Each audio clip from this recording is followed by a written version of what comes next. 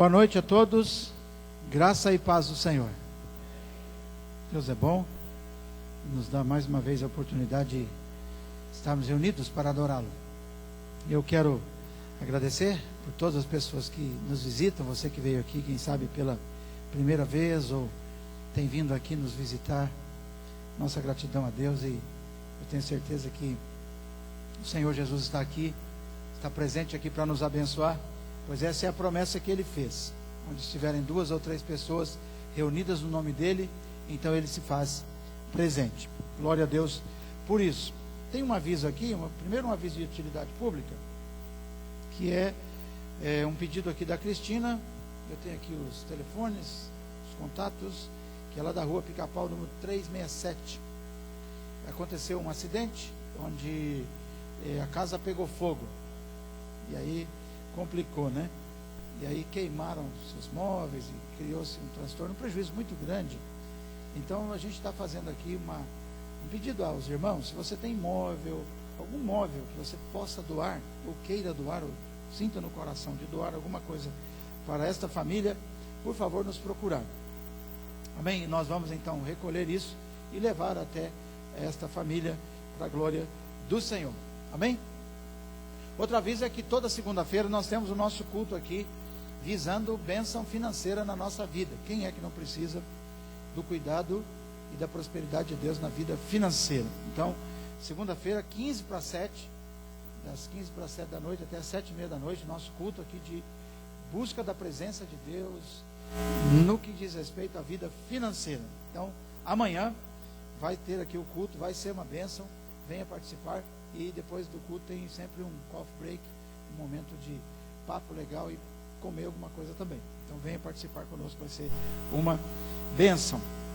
Esta noite, além de estarmos celebrando a Deus com esse culto de louvor a Deus, também esta reunião se constitui numa assembleia extraordinária, conforme foi convocada em edital e aqui na igreja em vários cultos. Para que essa assembleia? É uma assembleia apenas para fazermos para que a igreja tome ciência de uma declaração de extravio de documentos aqui da igreja. Então, a Igreja Presbiteriana Renovada aqui de Arapongas, escrita no CNPJ 76955-806-00103, estabelecida aqui na rua Roxinol 612, na cidade de Arapongas, declara que tivemos o extravio de alguns documentos. São 3 tipos de documentos que extraviaram. Primeiro, algumas listas de presença de assembleia. Então, o que é a lista de presença de assembleia? Essa lista que você está assinando aí hoje. Extraviou algumas listas e nós precisamos recuperar isso do ponto de vista legal. Não as listas que não vamos achar mais, mas a igreja tem que tomar ciência disso. Não vai mudar nada em termos de decisão, porque são assembleias que foram realizadas legalmente, constituídas legalmente, porém, o cartório exige que a gente faça. A lei exige que a gente faça essa comunicação oficial em assembleia para a igreja. Então, algumas listas desapareceram, elas estão listadas aqui. Segundo motivo, também desapareceu os editais de convocação das assembleias do mês 1 de 2006 e do mês 6, enfim, do mês 6 de 2006, 7 de 2006, 8 de 2006, 9 de 2006 e 25 de 4 de 2010. O que é isso? Quando a gente convoca uma assembleia, então a gente tem que publicar no jornal, publicar no boletim, publicar na internet. Então desapareceu esse documento que a gente publicou, porque não pode fazer assembleia sem fazer essas publicações, tá certo? E finalmente o terceiro documento que extraviou aqui é 2 pedidos de desligamento. O pedido de desligamento do irmão Renato José de Araújo e da irmã Sandra Mara Carcanhoto de Araújo, que está registrado na ata 3 de 2006. Então, é para isso que nós estamos fazendo aqui essas comunicações, para tornar legal aqui a igreja diante da lei civil, do Código Civil, enfim, toda a associação, toda a igreja precisa ter legalizado e os seus documentos muito bem guardados. Então, extraviaram esses documentos, nós estamos dando ciência à igreja. Amém? Glória a Deus. Não há nenhuma votação, apenas para declararmos à igreja, para tomar ciência dessa situação de perda de 3 tipos de documentos aí. Amém. Quero convidá-lo a ficar em pé. Glória a Deus. As crianças podem ir para o seu culto. E eu quero fazer mais uma convocação para os homens. Amanhã vamos orar às 6 da manhã. Então, durante 5 dias da semana, de segunda a sexta, 6 da manhã, nós vamos estar aqui. Eu convido os irmãos para nós orarmos juntos, das 6 às 7 da manhã. 6 às 7 da manhã, nós vamos estar aqui para orar a Deus, como fizemos na semana antepassada. E nessa semana passada foram as mulheres que oraram. O horário das mulheres, eu não sei se é melhor ou se é pior, né? O horário das mulheres foi das 6h30 às 7h30 da noite. Os homens é das 6 às 7 da manhã. Então, os homens estão convidados, venham orar conosco. Amanhã vai estar uma neblina, com certeza, ou talvez uma névoa bem gostosa às 6 da manhã. Vamos estar orando. Bom, se você puder, vem aqui. Talvez você não consiga vir aqui em razão da sua agenda, ficar 1 hora. Eu não consigo porque tem filho, tem aquela coisa de levar na escola, ou trabalho é mais longe, eu tenho que viajar. Mas passe pelo menos um tempo aqui conosco orando. Se não os 5 dias da semana, pelo menos 1, 2, 3 dias. Eu quero crer que, se Deus permitir, eu quero estar aqui os 5 dias com vocês orando e buscando a presença de Deus. Amém. Outro sim, abra sua Bíblia no livro do profeta Isaías, capítulo 6. Livro do profeta Isaías, capítulo 6. Vamos receber uma palavra de Deus para o nosso coração nessa noite fria, chuvosa, de outono aqui em Arapongas, no final de maio, né? Estamos vivendo o último domingo do mês de maio e o tempo passa, não para, a vida não para, né?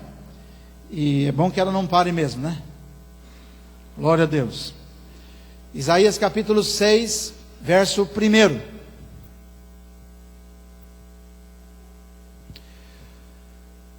Graças ao Senhor. Glória a Deus.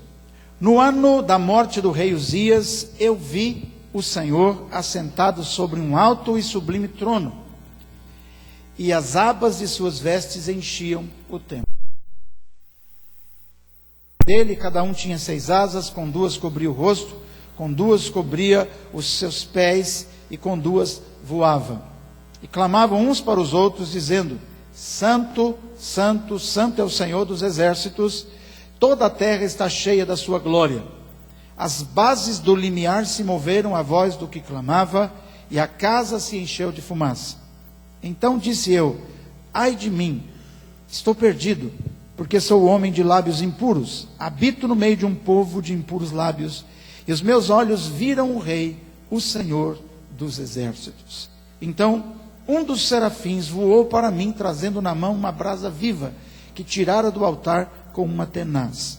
E com a brasa tocou a minha boca e disse: eis que ela tocou os teus lábios, a tua iniquidade foi tirada e perdoado o teu pecado. Depois disso ouvi a voz do Senhor que dizia: a quem enviarei? E quem há de ir por nós? Disse eu: eis-me aqui, envia-me a mim.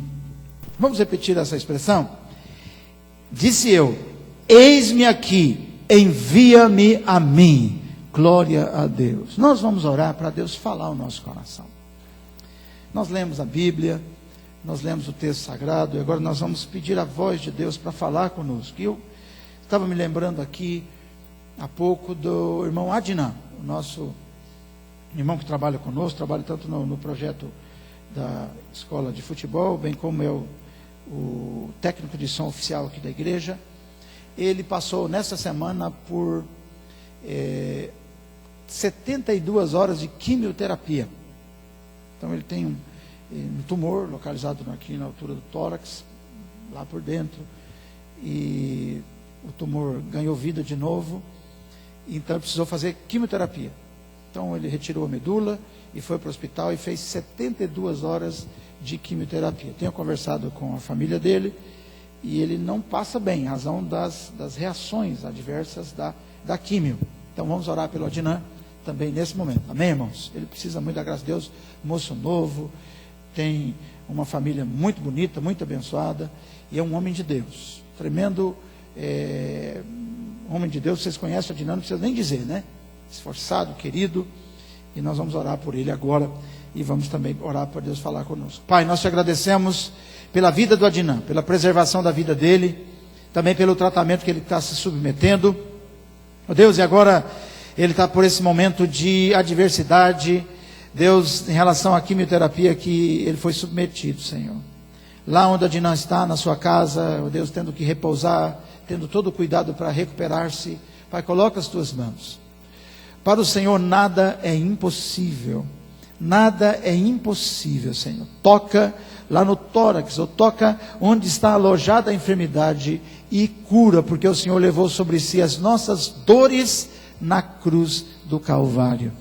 Pai, queremos ouvir a tua voz, queremos, ó Deus, que o Senhor fale o nosso coração, queremos, ó Deus, experimentar cada dia a transformação que vem de Deus. Deus, em nome de Jesus, amém.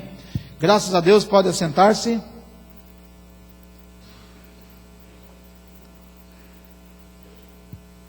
Depois, quem entrou e não assinou esses papéis, por favor, assinar, pois isso é necessário. Os irmãos membros da igreja, né? Precisam fazer isso, por favor. O desafio de transformar a realidade é uma coisa muito séria, né?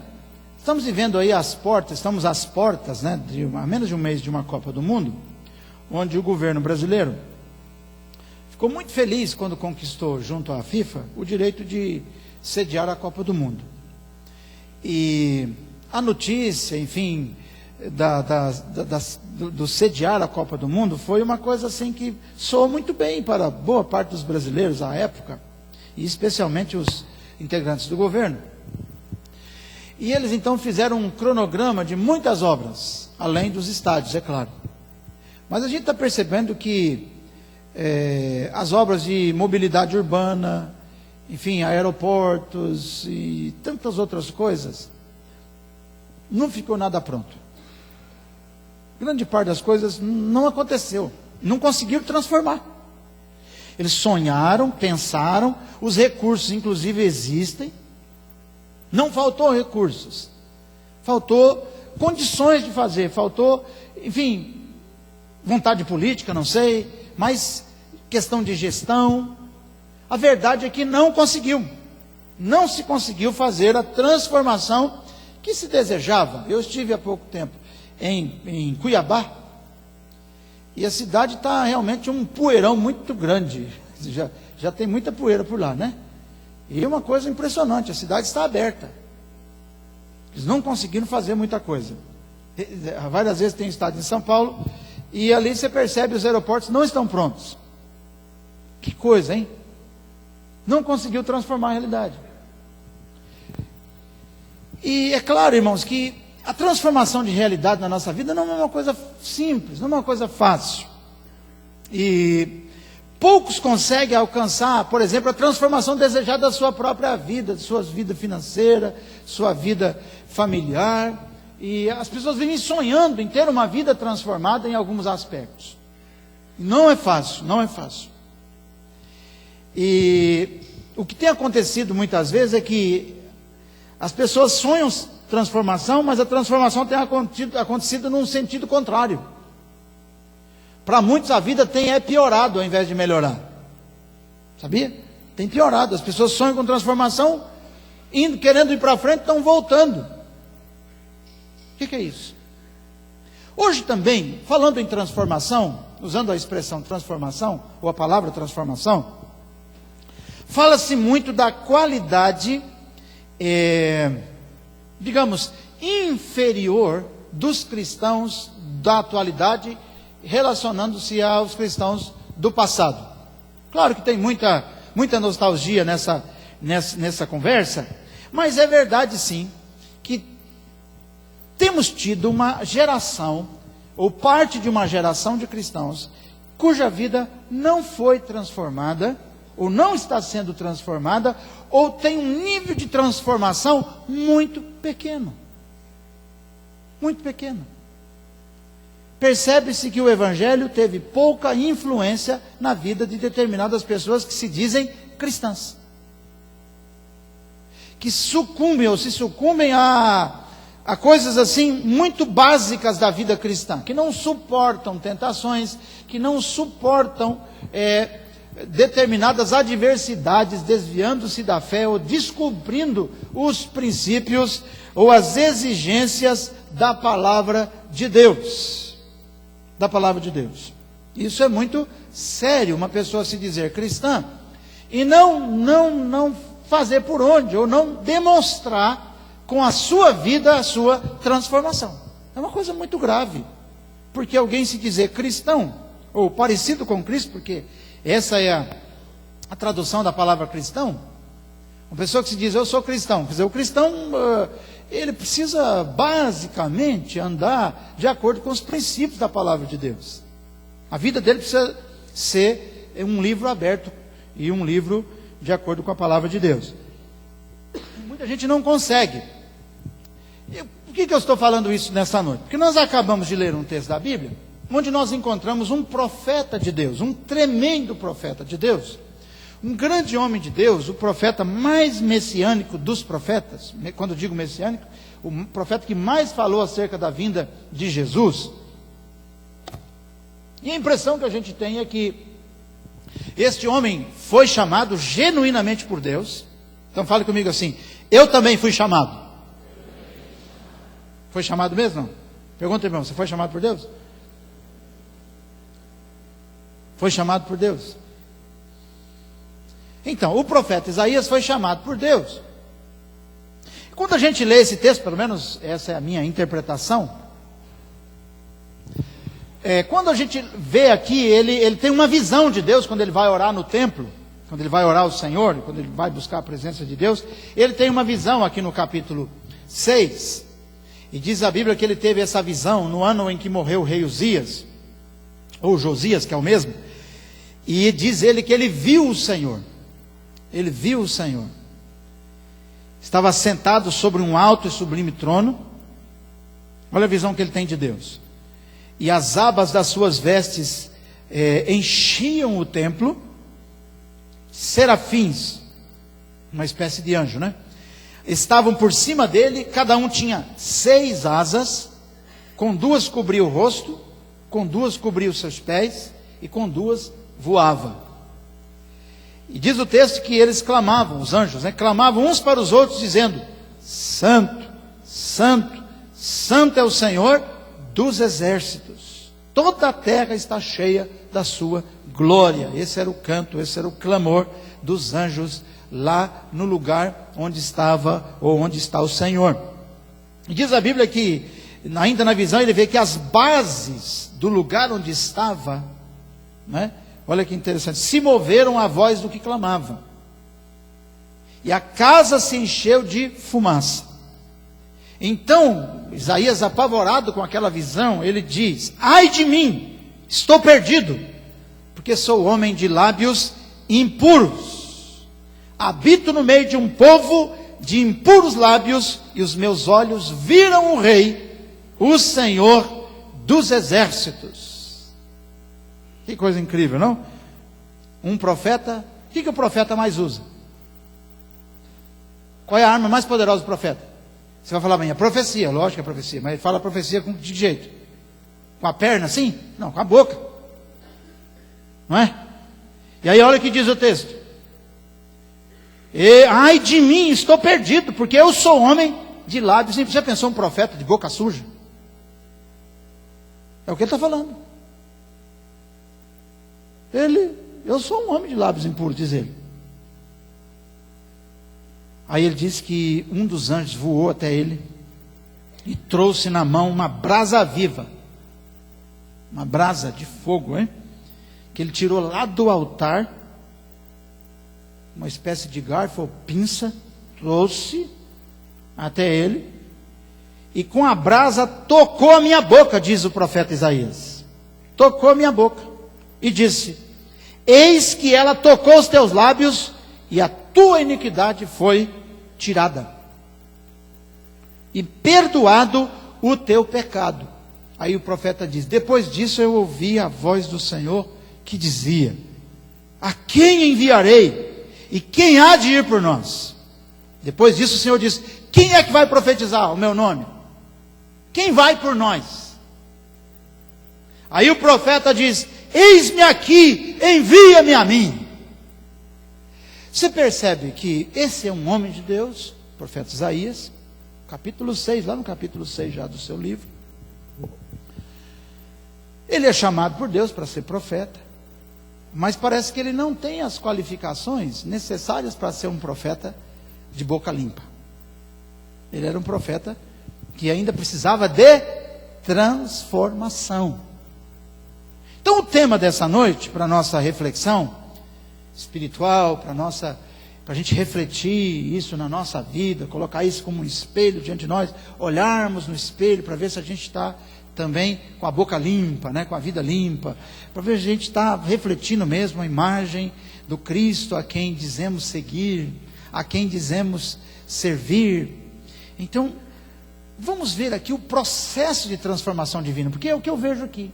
Eu vejo nesse texto o processo pelo qual passou o profeta Isaías, para que ele pudesse então ser transformado num profeta. Porque a gente vê claramente que o anjo vai lá, com a brasa viva, toca na boca suja do profeta, e cura, e tira a iniquidade, e tira o pecado. E aí ele diz: Senhor, eis-me aqui, eu vou fazer a obra. Então, irmãos, eu acho também que nós precisamos de transformação, vocês não acham, não? Porque é muito duro a gente querer viver as realidades da vida cristã, ou as verdades da Bíblia Sagrada, sem conseguir. É muito difícil você dar outra face se não conseguir. Alguém chega e te faz uma ameaça, você vai para cima dele. Mas que cristianismo é esse? É por isso que às vezes aí na rua o pessoal fala: você não é crente não, irmão? Não é assim? Porque às vezes nós estamos reagindo de forma incompatível com a palavra, porque nós ainda não fomos transformados. Então é provável, para não dizer certeza, que nessa sala aqui, nesse templo aqui, e também diante das pessoas que nos veem pela web TV ou nos ouvem, há muita gente que ainda precisa de transformação, ou em toda a vida, ou em algum aspecto da vida. Talvez você já tenha até se transformado em alguma coisa, mas está passando por um processo paulatino de santificação. E é assim que acontece. E nós precisamos disso. O profeta Isaías precisou disso. Porque quando ele vê Deus, ele leva um susto, irmão. Porque uma coisa é a imagem que a gente tem de Deus, que a gente faz de Deus. Outra coisa é o que Deus é. Porque parece-me que ele tinha uma imagem de Deus. Ele tinha um ideal de Deus. E quando ele vê Deus, ele se apavora. Ele vê que Deus é muito mais. Então, com base nesse texto, vamos ver como é que a gente pode experimentar então transformação. Vamos trazer isso para a nossa realidade. Como eu posso experimentar transformação em minha vida?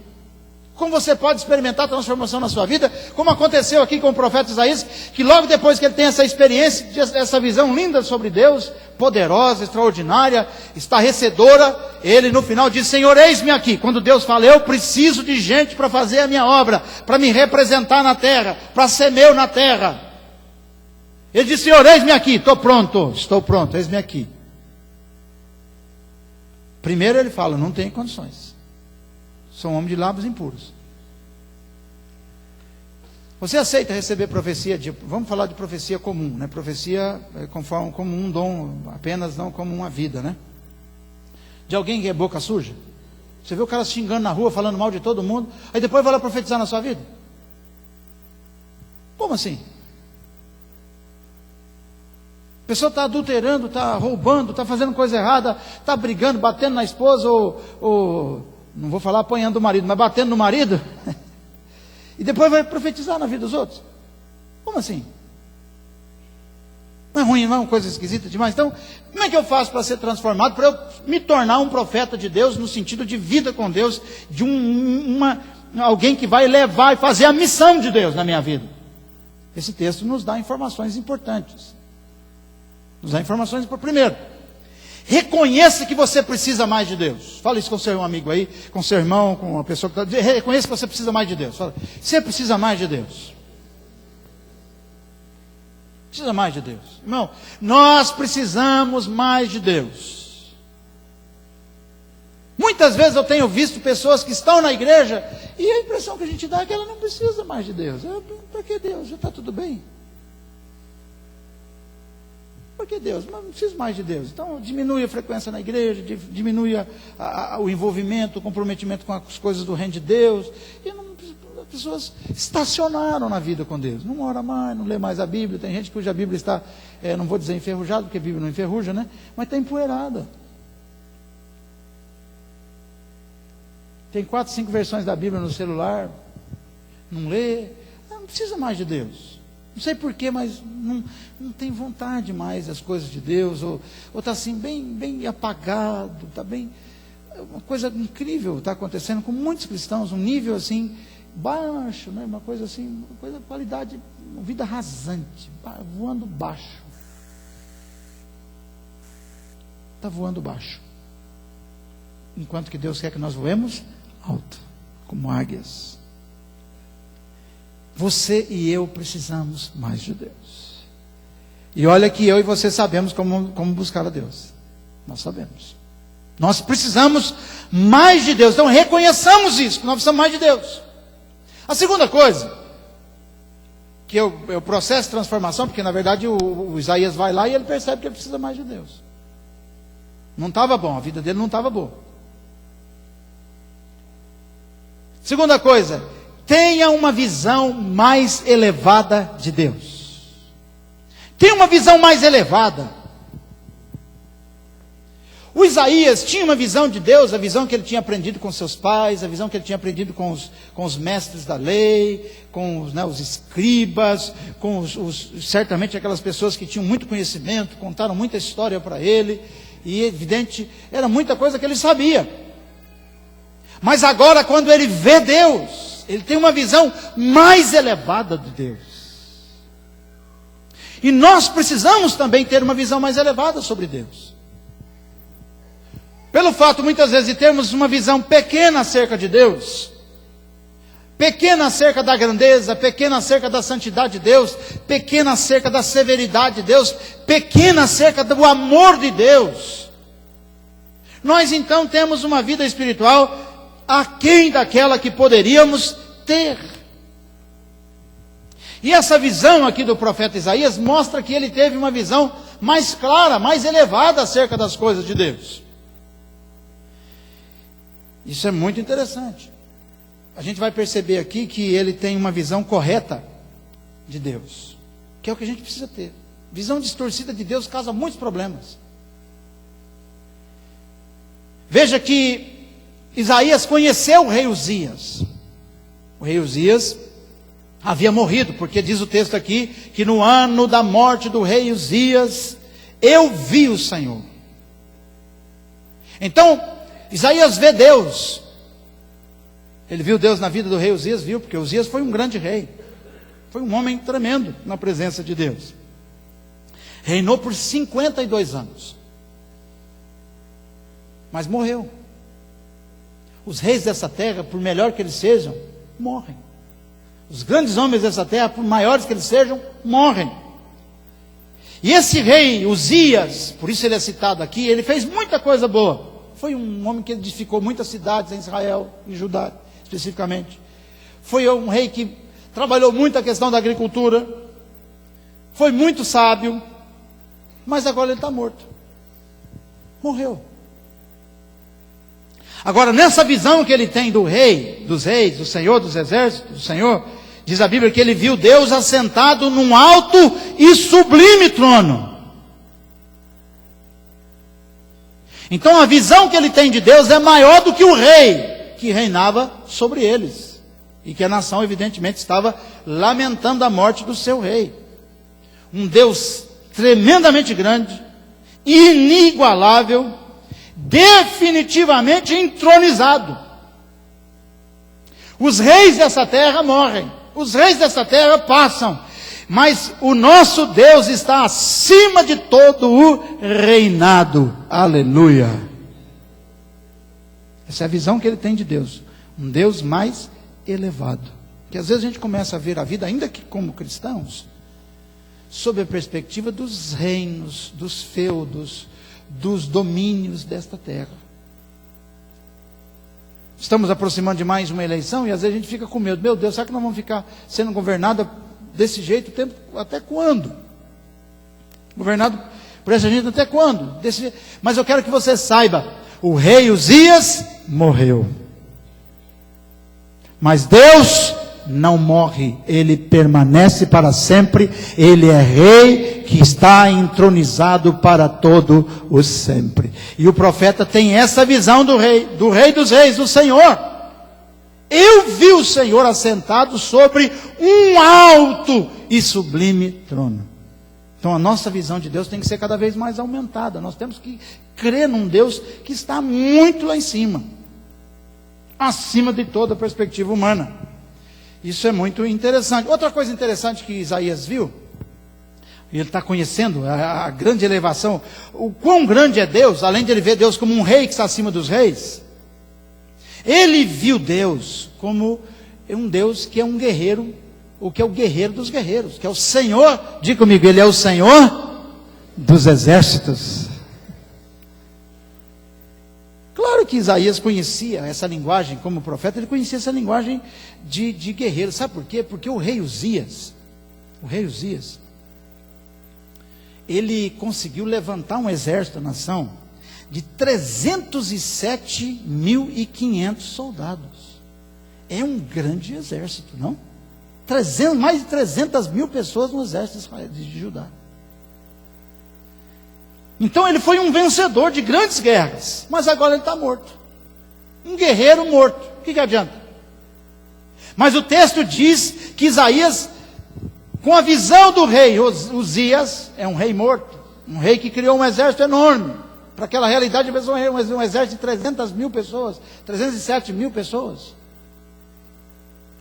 Mas a Bíblia diz que ele olha aqui para o texto e ele percebe aqui na visão que ele tem, que ele é o Senhor dos exércitos, aleluia!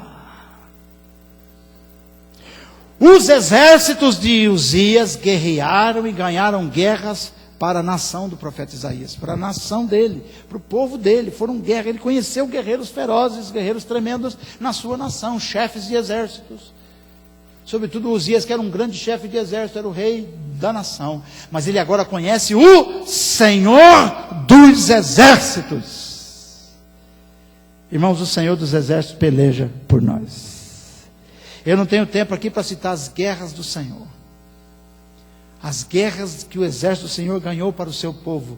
Mas uma coisa eu sei, o Senhor está conosco e Ele é o Senhor dos exércitos. Eu não sei quantos guerreiros ou quantos exércitos se levantaram contra você ou a seu favor, mas o Senhor está acima de todas as coisas, aleluia. Ele é o rei e Ele também é o Senhor dos exércitos. Precisamos ter essa visão sobre Deus, visão elevada, visão de um grande guerreiro. Deus é o guerreiro por excelência, Ele guerreia as nossas guerras, Ele guerreia as nossas batalhas. Nós temos que acreditar nisso. Se o diabo se levantou contra você, tem que ser levantado. Se alguma guerra se levantou, minha vida está uma guerra, então estou sendo abatido, estou sendo vencido, em nome de Jesus, creia que o Senhor dos exércitos está conosco. É isso que diz o salmista. Essa é a visão que ele tem, a visão elevada sobre Deus nos ajuda e muito. Uma terceira coisa que mostra que Isaías teve uma visão mais elevada de Deus do que a que ele possuía até aquele momento, que além dele ver Deus como um grande rei, o rei soberano, além dele ver o Senhor guerreiro como o guerreiro dos guerreiros, o Senhor dos exércitos, diz o texto que os meus olhos viram o Senhor dos exércitos. Isaías também viu um Deus maravilhoso, poderoso, glorioso. Fala comigo, Deus glorioso. Deus dos palácios, Deus do templo, Deus da igreja, o Deus maravilhoso que é aquele Deus que nós servimos. Ele viu isso, irmãos. Diz o texto no verso 1, ainda as abas de suas vestes enchiam o templo. Toda a terra está cheia da sua glória. Esse texto sempre me marcou muito. A terra está cheia da glória de Deus. Um Deus vencedor, um Deus glorioso, maravilhoso. Terra cheia da glória de Deus. Eu não sei como você entende essa expressão, quando os anjos começam a cantar e a expressar: a terra, toda a terra está cheia da glória de Deus. Porque nós estamos vendo só o caos. Há na igreja aqueles irmãos que veem só o caos. Há pessoas que veem só o caos na família, só o caos no mundo. Mas a Bíblia diz que a terra está cheia da glória de Deus. Fale comigo: a terra está cheia da glória de Deus. Quando a Bíblia diz que a terra, quando os anjos dizem, clamam, a terra está cheia da glória de Deus, não quer dizer que não tem maldade, que não tem ruindade, que não tem coisa ruim, que não tem caos. Não é isso que está dizendo a palavra. Está dizendo é que a manifestação de Deus está presente. Deus está se manifestando. Essa é a expressão glória aqui. É o sentido da expressão da glória de Deus. Há a manifestação da glória de Deus. O nosso Deus glorioso está trabalhando. E essa é a visão que nós devemos ter de Deus. De um Deus que está trabalhando e trabalhando por nós. E a despeito de nós também. Se você acha que Deus não está trabalhando, Ele está trabalhando. Se você pensa que Deus está trabalhando, Ele está trabalhando. Se você pensa que Deus está trabalhando bastante, Ele está trabalhando mais do que você pensa. Aleluia! E eu penso que Deus trabalha por mim mais do que eu acho que Ele trabalha. Eu penso que Deus tem feito por mim mais do que eu acho que Ele tem feito. E que Ele vai fazer muito mais. Porque Ele é o Deus da glória, e a glória dEle está em toda a terra está cheia da glória de Deus. Outra coisa que Isaías viu, e por isso então ele tem uma visão mais elevada de Deus, é que ele viu a glória do rei Uzias, ele viu a grandeza do rei Uzias, e ele pôde também nesse momento aqui comparar o caráter dos dois grandes, que foi o rei Uzias e o próprio Deus que agora ele vê. O rei Uzias foi um homem que teve muito sucesso. Ele proclamou uma reforma religiosa em Judá, tremenda, maravilhosa. Em coisa de 1 ano, 2 anos, ele avivou a nação inteira. Ele falou de Deus para a nação inteira. Ele mandou cartas espirituais para a nação inteira. Ele fez uma revolução espiritual em Judá. Só que ele cresceu tanto, o rei Uzias cresceu tanto, que daqui a pouco ele já estava se achando Deus sem ser Deus. Ele já começou a se complicar e descumprir a palavra. E ele usurpou inadvertidamente ou indevidamente a função do sacerdote. Ele tinha que ser rei e não sacerdote. Ele quis oferecer sacrifício no templo. E por causa disso a Bíblia diz que Deus o castigou. E ele foi leproso. E ele morreu como um leproso, mesmo sendo o rei, morando numa casa nos arrabaldes da nação, porque ele não podia conviver com a nação normalmente, com as pessoas na comunidade normalmente, porque ele se tornou uma pessoa imunda por causa do seu caráter. Ao mesmo tempo que ele promoveu uma reforma espiritual na nação, ele, vou usar uma expressão simples aqui, ele pisou na bola. E por causa disso ele foi punido pelo Senhor. E agora, ele conhece esse rei, ele sabia que o rei havia morrido, e por que havia morrido? Ele morreu de lepra. E não foi uma lepra normal, foi uma lepra que ele ganhou como castigo por causa da sua desobediência. E agora ele tem a visão de um Deus maravilhoso, que está diante dos serafins, um Deus poderoso, e um Deus cujos anjos, os serafins, clamavam o tempo todo dizendo assim: olha, santo, santo, santo é o Senhor dos exércitos. Então nós vamos ter a visão desse Deus que é santo, porque quando nós olhamos para o semelhante, nós olhamos que eles falham. E nós costumamos muitas vezes levar a nossa vida pela vida dos outros. Ah, fulano falhou, eu também posso falhar. Eu sou frágil, eu sou fraco, eu sou carne e osso, eu também sou homem. Mas essa não deve ser a comparação que devemos fazer. Nós devemos ter visão mais elevada. Nós devemos olhar para o Senhor. Está lá em Levítico que nós devemos ser santos, porque Deus é santo.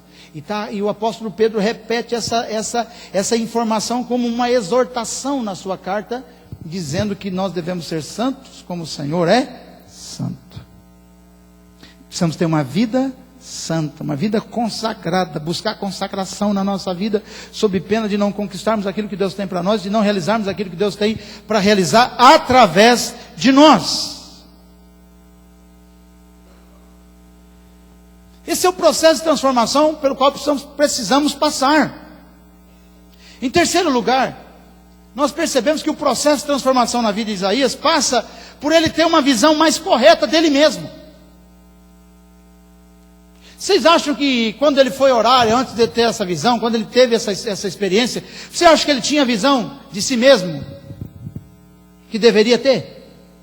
Claro que não. Claro que não.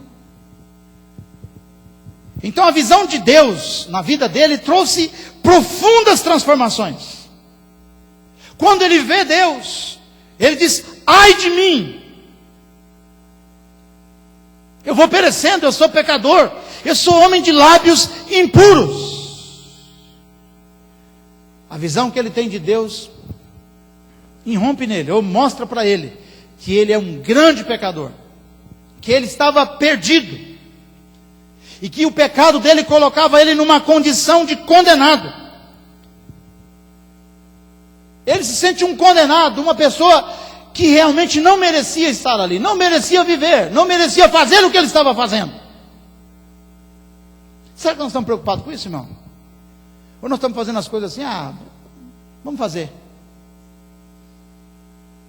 Você se preocupa com o seu estado de santidade, de realidade? Qual é a visão que você tem de você mesmo?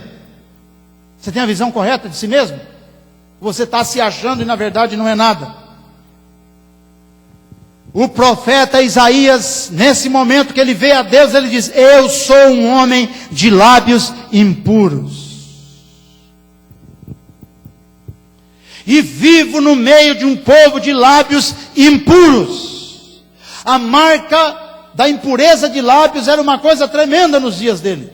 Será que hoje é diferente? O que é ser uma pessoa de lábios impuros? Falar o que não deve e deixar de falar o que deve. Será que nós somos pessoas de lábios puros? Ou nós estamos precisando da tenaz de Deus, do sangue de Jesus que purifica todo pecado?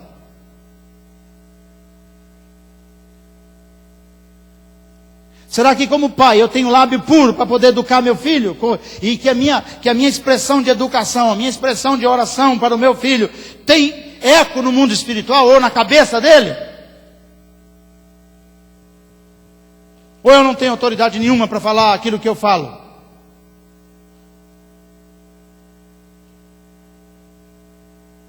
Então isso é muito sério. Eu fico pensando, irmãos, que naquilo que ele precisava mais ser eficiente, ele estava sendo ineficiente. Que era nos seus lábios.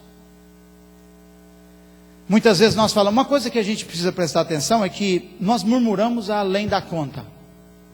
Às vezes a gente reclama da saúde, reclama do tempo, reclama de tudo. Uma coisa é a gente ver as coisas, outra coisa é falar acerca das coisas que a gente vê. Ou não é? Será que eu posso falar o que eu falo? Será que eu tenho autorização do Eterno, que escreveu a palavra, que deixou-nos a palavra, que amarrou o mundo a princípios? Será que eu estou falando aquilo que eu devo falar? Ou eu estou vivendo essa anarquia, onde um sujeito sai na rua com um pedaço de pau e quebra uma agência bancária, e quebra a cabeça de um policial e diz: eu faço isso porque eu estou protestando, e acho que estou certo. Tem gente que acha que está certo. Onde é que está essa autorização para fazer um negócio desse? Onde é que está a autorização para eu abrir a boca e xingar o governo? Onde é que está essa autorização? Onde é que está? Eu abrir a minha boca e xingar o meu pai. Onde é que está isso na Bíblia, irmão? Se não está lá, por que você faz? Para reclamar de tudo? Será que a palavra está falando com você? Pergunta, irmão, está falando com você hoje ou não? O que é ser? Você tem lábio puro ou impuro? Pergunta aí, lábio é impuro ou puro? Não precisa responder não, só uma pergunta.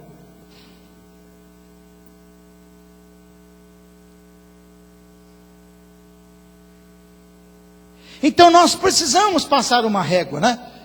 Ou pedir para que o anjo passe até nós, a brasa viva, com a brasa viva. Irmãos, isso é muito importante, ter uma visão correta de mim mesmo.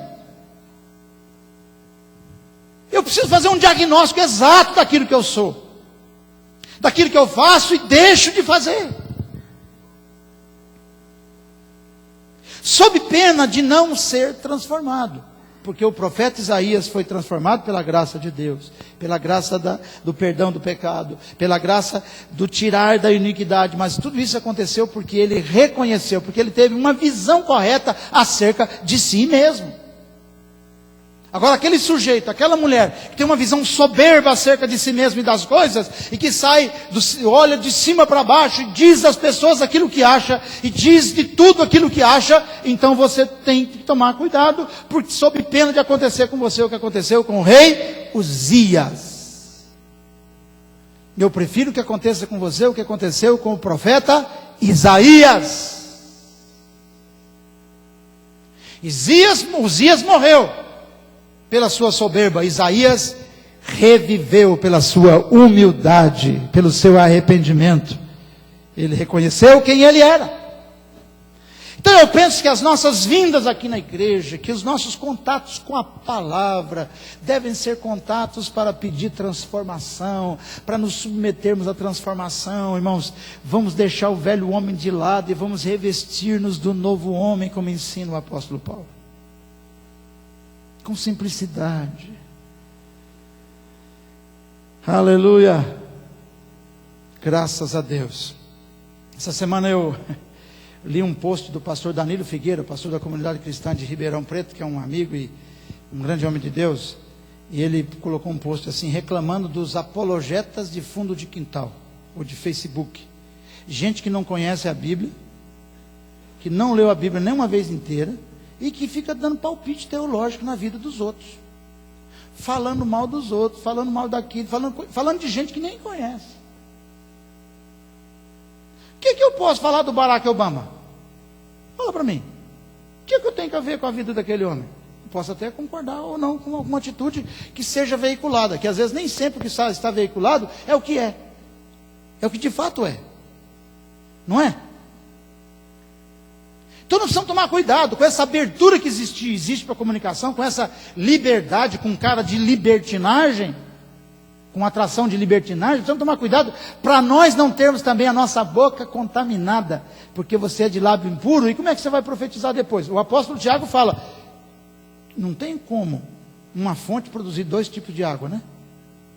Água doce e água salgada. Ou é ou não é, é sim, sim e não, não. Então, nós que usamos rede social, nós que somos de uma comunidade, nós que somos uma família, então antes de fazermos ou falarmos ou tomarmos qualquer decisão, nós precisamos colocá-la no prumo da palavra de Deus, sob pena da nossa construção espiritual, do nosso edifício espiritual, estar totalmente de paredes tortas.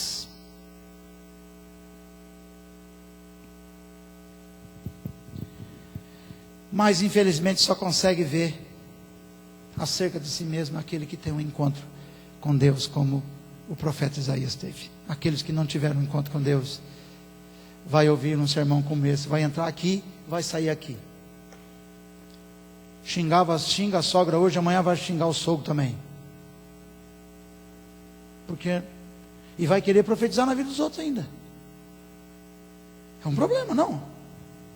Como se sente um filho que está começando a ganhar consciência na vida, e que ele vê o pai xingando todo mundo, falando mal de todo mundo em casa, e depois põe a mão na cabeça dele e fala, Deus, abençoe esse meu filho, Senhor. Ele vai ficar confuso, irmão. No mínimo vai ficar confuso. E o mundo espiritual, então, aí complica tudo, porque não funciona, não vale nada. É palavras de boca para fora, e não funciona mesmo. Aleluia. Quem vê realmente o Senhor, quem tem encontro com o Senhor, tem uma sensação profunda de quem é, de quem Ele é, de quem nós somos, de quem você é. Partindo para a conclusão, meus amados, falando da transformação do profeta Isaías, nós precisamos ter, em quarto lugar, a percepção de quem podemos ser quando estamos com Deus. Fale comigo assim: quem eu posso ser quando eu estou na presença de Deus? Quando eu conheço a Deus. Verso 6, ele sai de uma percepção de que ele era uma pessoa de lábios impuros, e ele é curado disso, ele é perdoado disso, e agora ele vê então Deus transformando a vida dele, e agora ele se coloca na presença de Deus para ser uma pessoa de Deus, para ser um profeta de Deus de fato. E ele diz: eis-me aqui, Senhor, me envia porque eu quero fazer a tua obra. Aleluia! Fazer a obra de Deus não é para qualquer um. Isto é, fazer a obra de Deus e a coisa acontecer.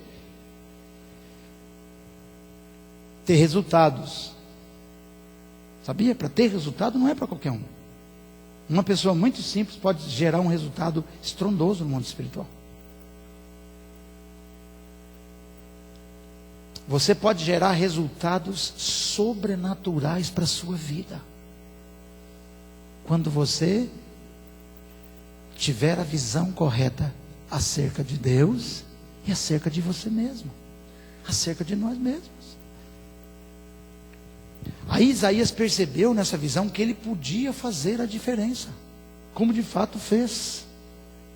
Ele foi o profeta que falou precisamente acerca da vinda de Jesus Cristo com mais de 800 anos de antecedência. As profecias dele se cumpriram. Por quê? Porque ele estava agora transformado para tanto. A pergunta que o Espírito Santo faz e quer nos levar a entender nessa noite é: será que nós aqui queremos isso para nós também? Será que você quer ser transformado nesse nível, ou você quer fazer do seu jeito o tempo todo? Eu quero ser um profeta de Deus. Aleluia. Fale menos, faça menos, mas faça com base na sua vida transformada. Porque quem não tem vida transformada não tem autoridade. Quem não tem vida transformada não tem autoridade. E ai daquele por quem vem o escândalo. Aleluia.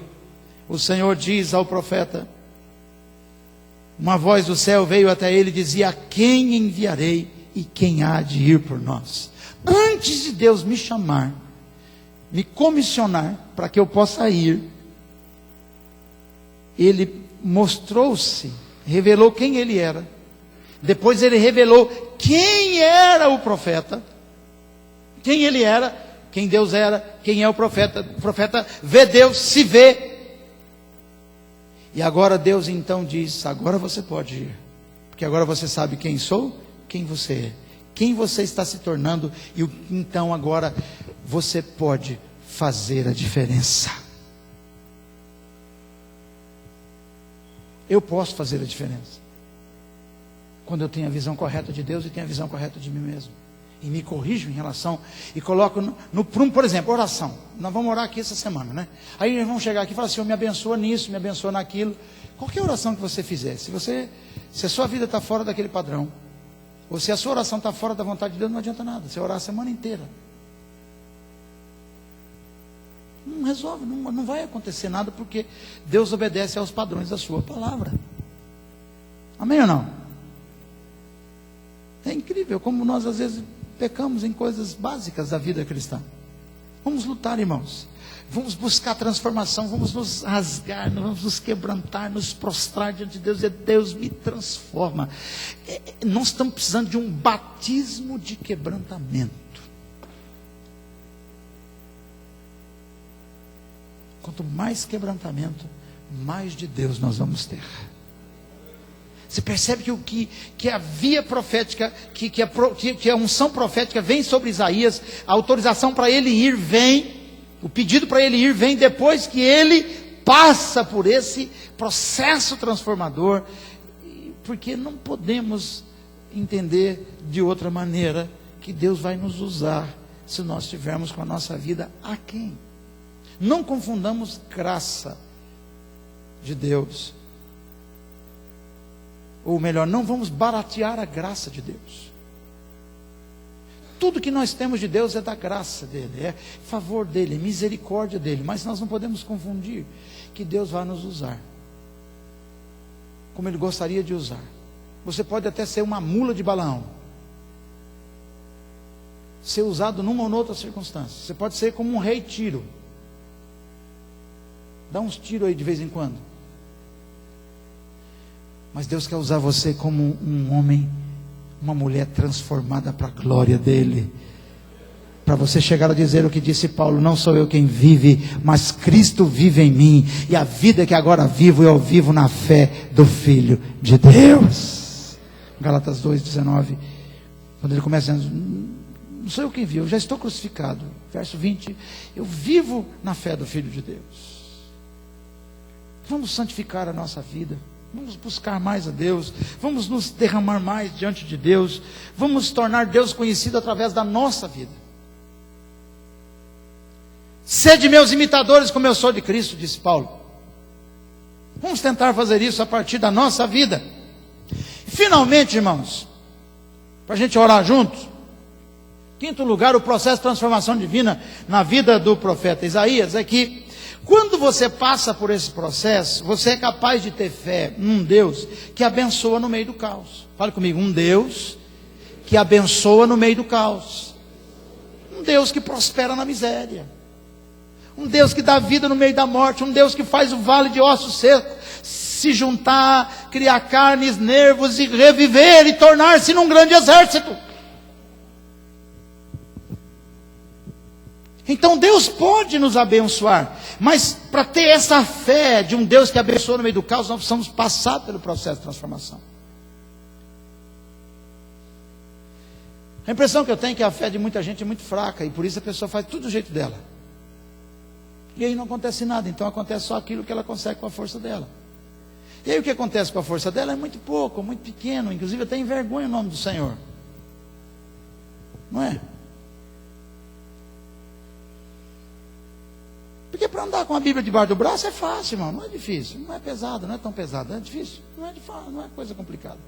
Agora, carregar a Bíblia nas atitudes e no coração é outra história, é outra coisa. Então eu preciso ter a fé de um Deus que abençoa no meio do caos, no meio da controvérsia, no meio da adversidade, no meio da loucura.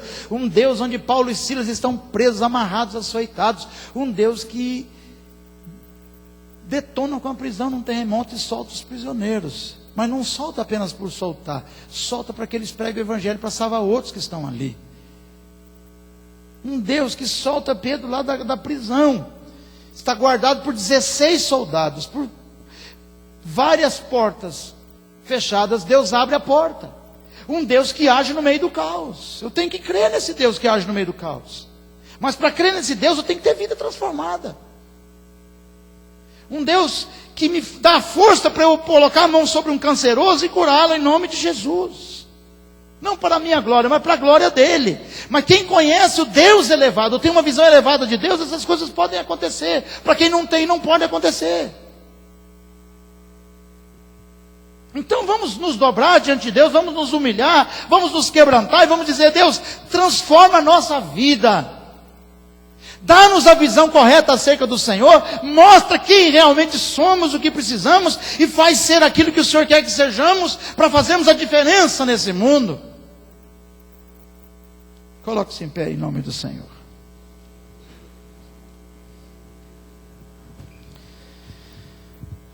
Tenha fé que Deus abençoa no meio do caos.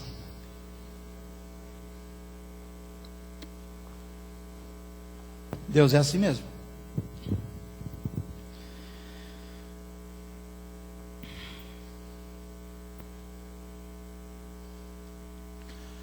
No deserto Deus fazia cair o maná, o alimento diário.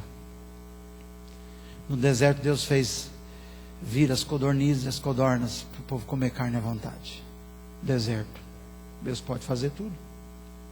Agora, nós não podemos confundir as coisas, achar que Deus vai nos abençoar Simplesmente porque nós queremos.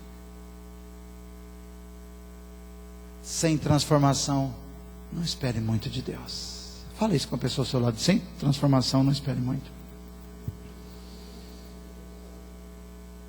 A terra está cheia da glória de Deus, mas a terra também jaz no maligno. Você pode escolher onde você quer viver. Que mundo você quer viver? Que experiências você quer ter? Deixa Deus te transformar. Eu quero orar com vocês nessa noite. Quero pedir que Deus nos abençoe, que nós tenhamos uma visão correta acerca de Deus. E uma visão, quem tem visão de Deus tem visão de si mesmo. Quem tem visão de si mesmo sabe que precisa de arrependimento e de quebrantamento, e que precisa fazer a diferença, que precisa se colocar à disposição do Senhor. Eis-me aqui, Senhor, envia-me a mim. Um homem transformado não consegue fazer de outra maneira. Ele vai sempre dizer: Senhor, eis-me aqui, usa-me a mim. Será que Deus encontra nessa noite aqui pessoas que querem ser usadas por Deus? Será que tem alguém aqui ouvindo assim: a quem enviarei? Tem alguém ouvindo aqui o Senhor chamar? Tem alguém aqui ouvindo o chamado de Deus de novo? Você está querendo cumprir o chamado de Deus na sua vida? Ou está tudo bem do jeito que você está mesmo? Eu quero convidar para orar comigo aqui as pessoas que estão convictas de que precisam ir, que precisam ser transformadas, para se colocarem à disposição de dizer: eis-me aqui, Senhor, envia-me a mim. Se você quer ir, se você quer ser usado por Deus, quer ser um instrumento de Deus, experimentar a glória de Deus, o Deus que enche toda a terra com a sua glória, se você quer ver a glória de Deus, eu quero convidar você para vir aqui no altar, aqui à frente, para a gente orar junto em nome de Jesus. Eis-me aqui, envia-me a mim. Eis-me aqui, envia-me a mim, Senhor. O Senhor chama dizendo: a quem enviarei? Quem há de ir por nós? Deus chama pessoas para serem usadas por Ele. Deus chama pessoas para serem instrumentos da manifestação da glória dEle. Aleluia. Aleluia. A visão de Isaías não foi uma alucinação, foi uma realidade que transformou a sua vida, o seu ministério, a sua história.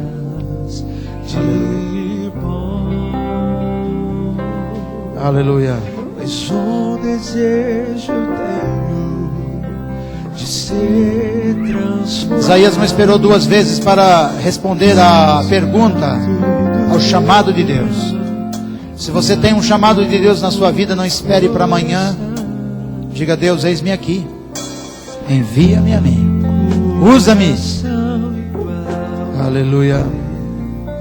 Meu mestre, coração igual. Peça ao Senhor Jesus, peça a Deus para que o sangue de Jesus te purifique de todo o pecado. Nos purifique de todo o pecado nessa noite. Oh Deus, eu quero ser usado. Comece a cantar, a dizer a Deus: eu quero ser usado pelo Senhor. Se há alguma coisa errada na minha vida, Senhor, tira. Tenho certeza que o profeta Isaías sabia que ele não podia ser curado sozinho, que ele não podia purificar os seus lábios com suas próprias forças. Como eu e você também sabemos que não podemos ter lábios puros, a não ser pelo poder da graça, pelo poder do sangue de Jesus Cristo. Ó Deus, ore a Deus, diga: Deus, me purifica na minha mente, no meu corpo, na minha boca, nas minhas atitudes, na minha relação com a minha família, na minha relação com a minha igreja, na minha relação com o meu trabalho, na minha escola. Senhor, purifica os meus lábios, purifica a minha vida, transforma a minha vida, Senhor, transforma o meu viver. Porque eu também quero nessa noite ouvir a Tua voz e dizer sim, mas eu sei que eu não posso dizer sim se eu não tivesse sido transformado, se eu não tivesse sido purificado, se eu não tivesse sido, ó Deus, tocado pelo poder transformador da graça perdoadora, da graça transformadora, da graça restauradora. Aleluia. Oh meu Deus, toca na nossa vida nesta noite.